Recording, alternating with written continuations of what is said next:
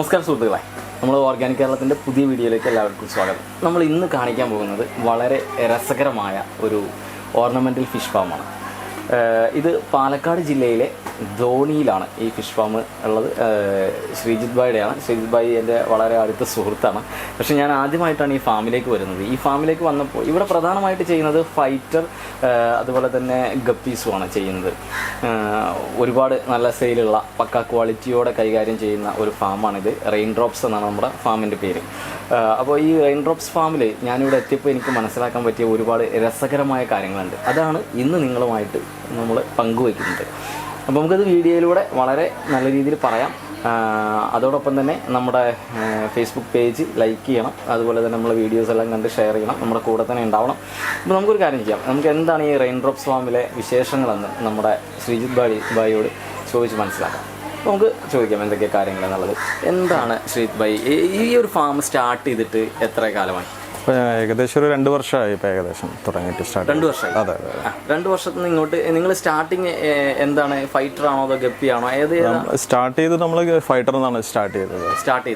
അതെ അതെ. Guppy start ചെയ്തത് ഏകദേശം ഇപ്പോൾ 1 വർഷം ആവണം. അതെ അതെ, ഫൈറ്ററാണ് ചെയ്യുന്നത്. യഥാർത്ഥ ശ്രീജിത്ത് ഭായി എന്താണ് ചെയ്യുന്നത്? എന്താണ്? ഞാൻ ഒരു മെഡിക്കൽ റെപ്രസെന്റേറ്റീവ് ആണ്. മെഡിക്കൽ റെപ്രസെന്റേറ്റീവ് ആണ്. അപ്പോൾ ഈ ആ ജോലിയും ഇതും കൂടി കൊണ്ടുപോകാൻ ഒരു വലിയ ബുദ്ധിമുട്ടില്ലേ? കാരണം നിങ്ങൾക്ക് എപ്പോഴും തിരക്ക് പിടിച്ചൊരു ഉണ്ട്. എന്നാലും നമുക്ക് ഏകദേശം രാവിലെ ഒരു 2 മണിക്കൂർ, ഈ വൈകുന്നേരം പിന്നെ ഏകദേശം ഒരു 6 മണി 7 മണിയാകുമ്പോഴേക്ക് ഞാൻ എത്തും. അത് കഴിഞ്ഞ് അത് കഴിഞ്ഞ് ഈ സെയിലും കാര്യങ്ങളൊക്കെ എങ്ങനെയാണ്? സെയില് ഇല്ല, നമ്മൾ സൺഡേസ് ഉണ്ട്. പിന്നെ വീട്ടിലെ വൈഫാണ് എല്ലാ കാര്യങ്ങളും ഒരുവിധം ചെയ്യുന്നത്. പിന്നെ വൈഫ് തന്നെ ഏത് ഫുഡ് കൊടുക്കാനായാലും അവൾ തന്നെ ചെയ്യുന്നത്. പിന്നെ ഞാനില്ലെങ്കിലും അവള് കൈകാര്യം ചെയ്തോളത്. ഞാനിവിടെ വന്നപ്പോഴേ ഭയങ്കര വൃത്തിയോടുകൂടി അതുപോലെ തന്നെ നല്ല ക്വാളിറ്റിയോട് കൂടിയിട്ടാണ് നിങ്ങളുടെ ഫിഷ് എല്ലാം കാണുന്നത്. എന്താണ് ഇതിൻ്റെ ഒരു രഹസ്യം? എന്താണ് നിങ്ങൾ എന്താണ് ശരിക്കും നിങ്ങളുടെ ഈ ഫാമിൽ ഈ ഇത്രയും മനോഹരമായിട്ട് കൈകാര്യം ചെയ്യുന്നത്? നിങ്ങളുടെ ചെയ്യുന്ന കാര്യങ്ങൾ എന്തൊക്കെയാണ്? ഇല്ല, നമ്മള് ഫിഷ് പറഞ്ഞു കഴിഞ്ഞാൽ നമ്മൾ എത്രയും നീറ്റായി വെക്കണം എന്നാണ് നമുക്കൊരിത്. എന്നാലും നമ്മൾ കുറച്ച് ക്വാളിറ്റി ചെയ്യുമ്പോൾ നമ്മൾ വാട്ടർ ചേഞ്ച് ആയെങ്കിലും നമ്മൾ 2 ദിവസം ചെയ്ത് കൊടുക്കണം. അല്ലെങ്കിൽ നമുക്ക് നല്ല പണി കിട്ടാറുണ്ട്. ഇപ്പം മുമ്പും അതെ അതെ അതെ അതെ. ഞാൻ ചോദിക്കട്ടെ, ഇവിടെ എന്തൊക്കെയാണ് നിങ്ങൾ പ്രധാനമായിട്ട് ഫൈറ്ററും ഗപ്പിയാണ് ചെയ്യുന്നത്? അതെ അതെ അതെ. എത്ര തരങ്ങൾ ഇത് രണ്ടും ചെയ്യുന്നുണ്ട്? നമ്മൾ ഫൈറ്ററിലാണെങ്കിൽ ഒരു 10-12 തരം ഫൈറ്ററുകളുണ്ട് നമ്മൾ ചെയ്യുന്നത്. 12 തരം ഫൈറ്റർ ചെയ്യുന്നുണ്ട്. അതെ അതെ. പിന്നെ ഗപ്പീസോ? ഗപ്പീസ് ഏകദേശം ഒരു 10-14 വെറൈറ്റി ഗപ്പീസ് ചെയ്യുന്നുണ്ട്. അതെ അതെ. എന്താണ് ഈ ഫൈറ്ററും ഗപ്പിയും ചെയ്യുമ്പോഴേ നിങ്ങൾക്ക് കാര്യമായിട്ടുള്ള ഒരു വ്യത്യാസം, എളുപ്പം ഏതായിട്ടാണ് തോന്നിയിട്ടുള്ളത്? രണ്ടും 2 തരമാണ് ഞാൻ പറയണെങ്കിൽ. ഫൈറ്റർ പറഞ്ഞു കഴിഞ്ഞാൽ സ്റ്റാർട്ടിങ് നമുക്കൊരു നമ്മുടെ ഒരു 1 ഇഞ്ച് സൈസ് എത്തിപ്പെടാനാണ് നമുക്കൊരു ബുദ്ധിമുട്ടുള്ളൂ. അത് കഴിഞ്ഞാൽ പിന്നെ നമുക്ക് ഫൈറ്റർ നമുക്ക് അത്ര പേടിക്കാനില്ല. എൻ്റെ ഒരു എക്സ്പീരിയൻസിലാണ് ഞാൻ പറയുന്നത്.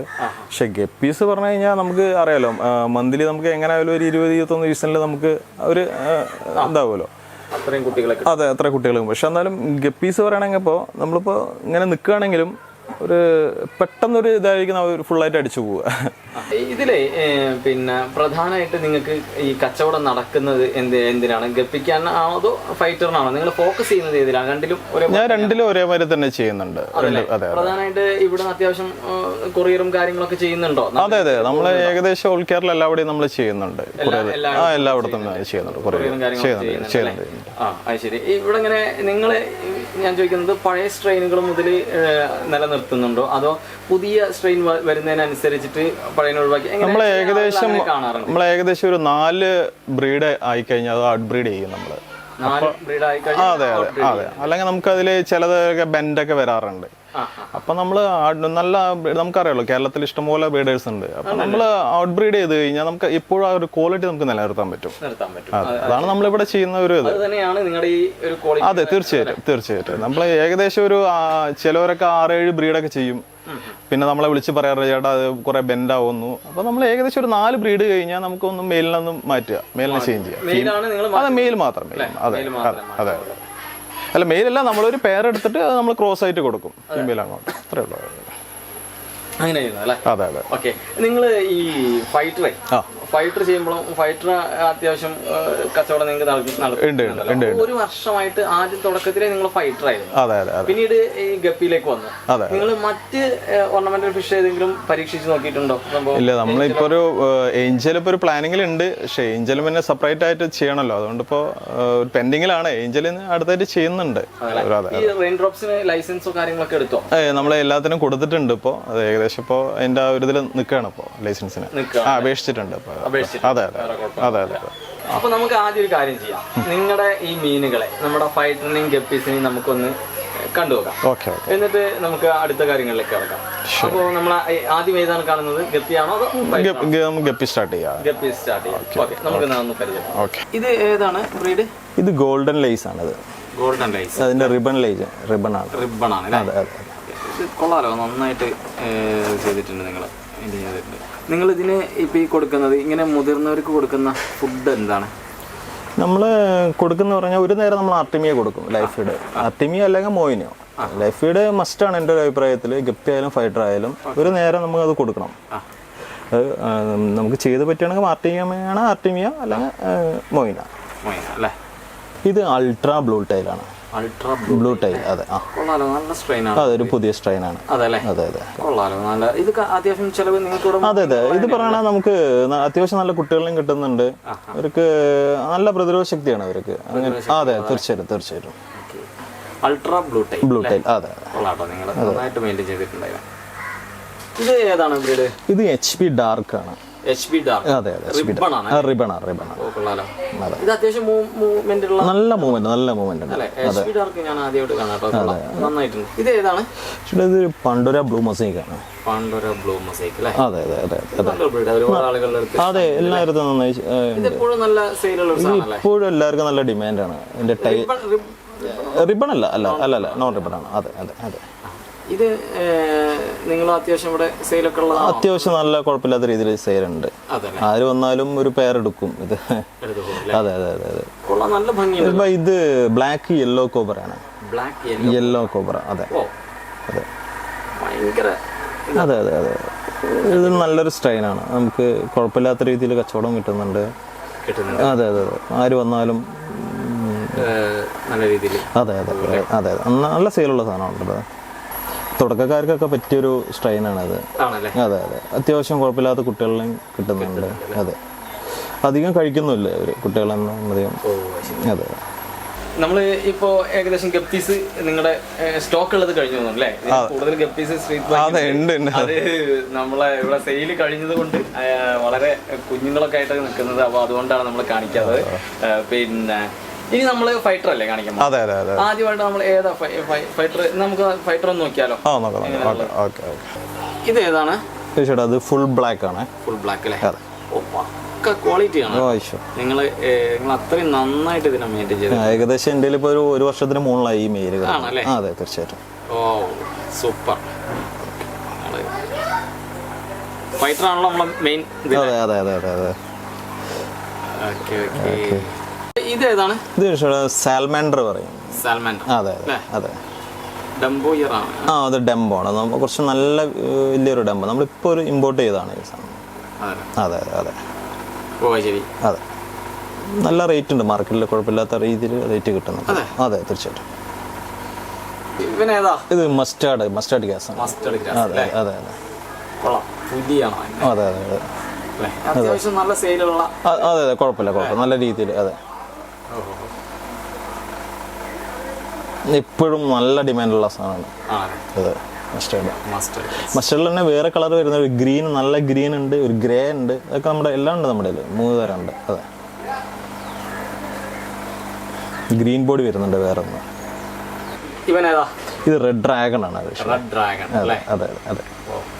അത്യാവശ്യം നല്ല മാർക്കറ്റുള്ള. അതെ തീർച്ചയായിട്ടും തീർച്ചയായിട്ടും. നിങ്ങളെല്ലാം ഇതിനെ കൊറിയർ ചെയ്ത് കൊടുക്കാറുണ്ട്? ഉണ്ട് ഉണ്ട് ഉണ്ട്. കേരളത്തിലെല്ലാവിടെയും ചെയ്യുന്നുണ്ട്. ഓൾ കേരള. അതെ. ഇവൻ ഏതാണ്? Full red. ഫുൾ റെഡ് അല്ലേ? ഓക്കെ. അടിപൊളിയാണല്ലോ. ഇതൊക്കെ അത്യാവശ്യം മൂവ്മെന്റ് ഉള്ള തന്നെയാണ്. ഉണ്ട് ഉണ്ട് ഉണ്ട്. അത്യാവശ്യം സെയിലുണ്ട്. ഇവിടെ അതൊരു ബ്ലൂവിൽ ഇറങ്ങണ ഒരു ഗ്രീൻ കളറാണത്. ഒരു ഗ്രീൻ ബെറ്റയാണ്. ഗ്രീൻ കളറാണ്. അതെ അതെ. ഇത് റോയൽ ബ്ലൂവിൽ ഇറങ്ങണ ഒരു തന്നെ സ്ട്രെയിൻ തന്നെയാണ് അത്. ഇതൊക്കെ അത്യാവശ്യം സെയിലുള്ളതാണോ? ഉണ്ട്, കുഴപ്പമില്ല. ഫാൻസിയിലാണ് ഉൾപ്പെടുന്നത്? അല്ല, ഫാൻസി അല്ല. നമ്മള് ഞാൻ ചോദിക്കുമ്പോഴേ ഏറ്റവും കാര്യമായിട്ട് ഈ സോളിഡ് കളേഴ്സ് ആണോ അതോ ഫാൻസി ആണോ? നമുക്ക് നല്ല രീതിയിൽ പോകുന്നത് ഇപ്പോൾ സോളിഡ് കളറാണ് പോകുന്നത്. ഇപ്പോൾ ബ്ലൂ, വൈറ്റ്, റെഡ് ആണ് നല്ല ഡിമാൻഡ് ഇപ്പം. നല്ല രീതിയിൽ ഷോപ്പുകാരനെ ഒരുവിധം കുഴപ്പമില്ലാത്ത രീതിയിൽ എടുക്കുന്നുണ്ട്, കൊണ്ടുപോകുന്നുണ്ട്. അതെ. എപ്പോഴും ഡിമാൻഡ് നമ്മുടെ ഈ വൈറ്റ്, ബ്ലൂ, റെഡ് ആണ് കൂടുതലായിട്ട് നമ്മൾ ചെയ്യുന്നത്. ഇവിടെ ചെയ്യുന്നതും കൂടുതൽ അത് തന്നെയാണ്. പിന്നെ ഫാൻസി ചെറിയ രീതിയിൽ ചെയ്യുന്നുണ്ട്. ശ്രീജിത്ത് ഭായ്, നമ്മളിപ്പോ നിങ്ങളുടെ മനോഹരമായ ഗപ്പികളെയും അതുപോലെ തന്നെ നമ്മുടെ ഫൈറ്റേഴ്സിനെയും നമ്മൾ കണ്ടു, അതിന്റെ ക്വാളിറ്റി നമുക്ക് മനസ്സിലായി. അപ്പൊ നമുക്ക് ചോദിക്കാനുള്ളത്, ഈ ക്വാളിറ്റി നിലനിർത്തുന്ന ഒരു പ്രധാന ഘടകമാണ് നിങ്ങളുടെ ഫുഡ്. എങ്ങനെയാണ് നിങ്ങൾ ഇവരെ ഇത്രയും നല്ല രീതിയിൽ ഈ ഫുഡ് കൊടുക്കുന്നത്? എന്തൊക്കെ ഫുഡാണ് നിങ്ങൾ ഇവിടെ യൂസ് ചെയ്യുന്നത്? നമ്മൾ പറഞ്ഞല്ലോ, നമ്മൾ ആദ്യം ഓയിസൈഡ് ആർട്ടിമയാണ് നമ്മൾ യൂസ് ചെയ്യുന്നത്. ഏകദേശം ഒരു 30-35 ദിവസം വരെ 2 നേരം, ചിലപ്പോൾ 3 നേരം നമ്മൾ കൊടുക്കാറുണ്ട്. അതിനുശേഷം നമ്മൾ ഒരു 1 വീക്ക് നമ്മൾ ഡീക്യാപ്പ് ആർട്ടിമ നമ്മൾ കൊടുക്കുന്നുണ്ട്. അതെ, നമ്മൾ ഈ പെലറ്റ് ഫുഡിലോട്ട് നമ്മൾ കയറുമ്പോൾ അവർക്ക് ഒരു എനിക്ക് നല്ലൊരു ഇത് തോന്നിയിട്ടുണ്ട് ഡീക്യാപ്പ് കൊടുക്കുക. 30-35 ദിവസം കഴിഞ്ഞാൽ പിന്നെ ഒരാഴ്ച നിങ്ങൾ ഡീക്യാപ്പാണ് നമ്മൾ മാത്രമാണോ 2 നേരം കൊടുക്കുന്നത്? അല്ലല്ല, അതിനൊപ്പം തന്നെ 2 നേരം നമ്മൾ ആർട്ടിമയെ ഇതിന്റെ ഒപ്പം കൊടുക്കുന്നുണ്ട്. ഡീക്യാപ്പ് മാത്രം നമ്മൾ ചെയ്യാൻ പാടില്ല, ആർട്ടിമിയ ഒഴിച്ചു കൊടുക്കുക. അതിന്റെ ഒപ്പം തന്നെ ഡീക്യാപ്പ് ലേശം നമ്മൾ ഒരു ചെറിയൊരു പാത്രത്തിൽ നമ്മൾ അലിച്ചിട്ട് കൊടുക്കുക. അതെ. ഒരു 1 വീക്ക്. അതിനുശേഷമാണ് നമ്മൾ ഈ ലാർവയിൽ നമ്മൾ സ്റ്റാർട്ട് ചെയ്യും. ഈ ലാർവയുടെ ഏറ്റവും ചെറിയ സൈസ്. ചെറിയ സൈസ് സ്റ്റാർട്ട് ചെയ്യും. അത് ഈ ലാർവിൽ നമ്മൾ ഡെയിലി എത്ര ദിവസം കൊടുക്കും? 2 നേരം നമ്മൾ കൊടുക്കാറുണ്ട്. അതെ, അതിന്റെ ഒപ്പം തന്നെ നമ്മൾ ആർട്ടിമി നമ്മൾ കൊടുക്കുന്നുണ്ട്. അതെ, ചില കുട്ടികൾ നമ്മൾ ചിലവർ എടുക്കില്ല, പെട്ടെന്ന് ഫുഡ് അവർ മാറ്റുമ്പോൾ അവർ എടുക്കാറുണ്ട്.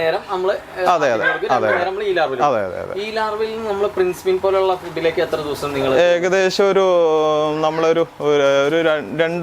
1 ഇഞ്ച് സൈസിന്റെ എത്തുമ്പോഴാണ് നമ്മൾ പ്രിൻസ്വിന് കൊടുക്കുന്നത്. സ്റ്റാർട്ട് ചെയ്യുന്നത്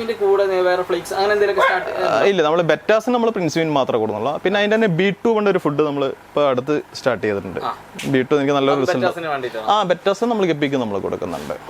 അപ്പൊ ഇത് നമ്മളൊരു കുറച്ച് വലിയ സൈസിലല്ല, ഒരു ഏകദേശം 1.5 ഇഞ്ച് സൈസ് എത്തുമ്പോൾ നമ്മൾ മുതൽ B2 കൊടുക്കും, പ്രിൻസ്വിനും കൊടുക്കും. 2 നേരം കൊടുക്കും. അതിന്റെ ഒപ്പം തന്നെ നമ്മുടെ ലൈവ് ഫുഡുകൾ ആർട്ടിമി അല്ല, മൊയിനിയാണ് വലുതിന് എല്ലാവരും കൊടുക്കുന്നത്. അതെ, ഈ പറഞ്ഞ രീതിക്ക് ഫ്ലേക്സ് നമ്മൾ ഗപ്പിക്ക് മാത്രം നമ്മൾ യൂസ് ചെയ്യുന്നത്.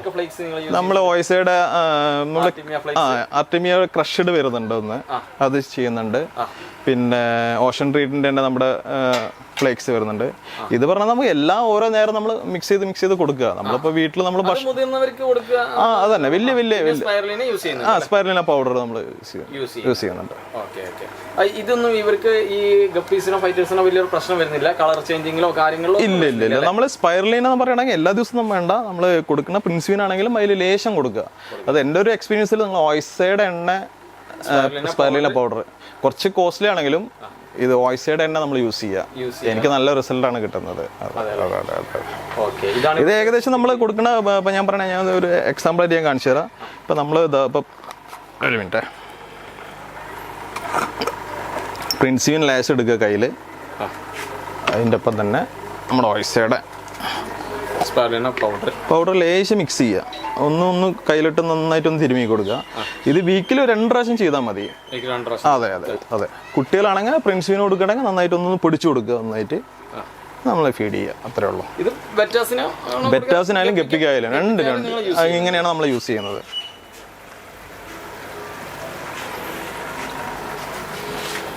വളരെ കുറഞ്ഞ ഫുഡ് മാത്രം. അതെ. ലേറ്റ് ആയിട്ട് കൂടാ. അത് പിന്നെ ഓവർ ഫീഡ് ചെയ്യാതിരിക്കുക, അതാണ് പ്രധാനമായിട്ടും. അതെ, തീർച്ചയായിട്ടും ലേറ്റ് ആയിട്ട് കൊടുക്കുക. വാരി വലിച്ചിട്ട് ഇടാൻ പാടില്ല. നിങ്ങൾ എങ്ങനെയാണ് വാട്ടർ ചേഞ്ച് ചെയ്യുന്നത് ഇവിടെ?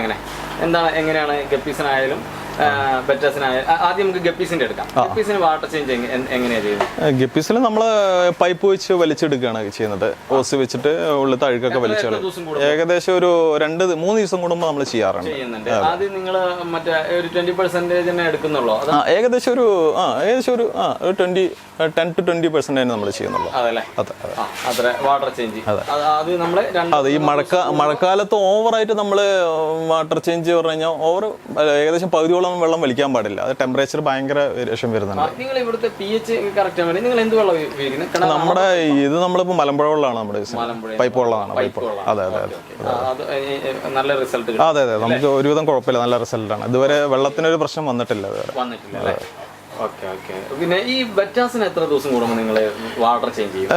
ബെറ്റാസിന് തന്നെ വീക്കിലാണ് നമ്മൾ ചെയ്യുന്നത്. കുറച്ച് വെള്ളത്തിൽ നിങ്ങൾ ബെറ്റാസിന് എന്തൊക്കെ ഫുഡാണ് കൊടുക്കുന്നത്? ബെറ്റാസിന് നമ്മൾ കൊടുക്കുന്നതാണ് പറഞ്ഞു കഴിഞ്ഞാൽ ഇതേ രീതി തന്നെയാണ്. സ്റ്റാർട്ടിങ് നമ്മൾ കൊടുക്കുന്നത് ഓയിസൈഡ് ആർട്ടിമിയാണ്. അതെ അതെ അതെ അതെ. പിന്നെ അത് കഴിഞ്ഞിട്ട് എന്നും ഈ മുതിർന്നവർക്ക് എന്നും ലൈഫ് ഫീഡ് കൊടുക്കുന്നുണ്ടോ? അതെ ലൈഫ് ഫീഡ് കൊടുക്കുന്നുണ്ട്. അതെ അതെ അതെ. പിന്നെ പ്രിൻസ്വിൻ മാത്രമേ യൂസ് ചെയ്യുന്നുള്ളൂ? പ്രിൻസ്വിന് B2 പറഞ്ഞൊരു ഫുഡ് കൊടുക്കുന്നുണ്ട്. പിന്നെ കുറച്ച് നമ്മുടെ ഈ വൈറ്റിനൊന്നും നമ്മൾ ഇലാർവെല് കൊടുക്കുന്നില്ല, ഇലാർവെല് നമ്മൾ കൊടുക്കുന്നുണ്ട്. ഇലാർവെല് കൊടുത്താൽ പ്രശ്നം വരുന്നില്ല അല്ലേ? ഇലാർവെല് എനിക്ക് ഇതുവരെ പ്രശ്നം വന്നിട്ടില്ല. അതെ ഇവരെ ഇതിനും എന്താ പറയുക കുഞ്ഞുങ്ങളെ കിട്ടാൻ എന്തെങ്കിലും പ്രശ്നങ്ങളൊന്നും ഇല്ല ഇല്ല ഇല്ല എനിക്ക് അങ്ങനെ ഇതായിട്ടില്ല. പക്ഷെ ഞാൻ ഈ വൈറ്റിനും അങ്ങനെ വൈറ്റ് കളറിനും നമ്മൾ കൊടുക്കാറില്ല, ഇലാർവെല് കൊടുക്കാറില്ല.